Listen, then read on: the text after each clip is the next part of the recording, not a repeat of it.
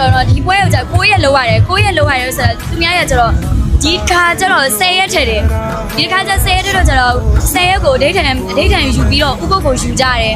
နေ့လည်ခင်းမှာဥပုပ်ဖြေပြီးတော့ညနေခင်းကျရင်6နာရီကနေ8နာရီတိပူစုံပွဲလုပ်တယ်အဲ့ပူစုံပွဲလုပ်ပြီးသွားပြီဆိုရင်အမှတော့အလူရှင်တွေကတဦးနဲ့တဦးတမိသားစုနဲ့တမိသားစုပေါ့နော်အမှသူတို့တွေကလာပြီးတော့အမှအလူဒါနလုပ်ပြီးတော့အများနဲ့အတူ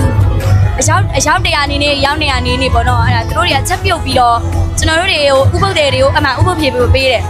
မဲတော်လည်းတင်ပြီးတော့မဲတော်လည်းပူဇော်ခွင့်လည်းပေးတယ်မဲတော်လည်းအသီးနှံတို့ပန်းကုန်းတို့အများများတင်လာပြီးတော့တင်ရတယ်ပေါ့နော်အဲ့လိုမျိုးလေးရှိတယ်โอเคပါအခုလိုပြကြပြီလို့ကျေးဇူးများတင်ပါတယ်ကျေးဇူးပါ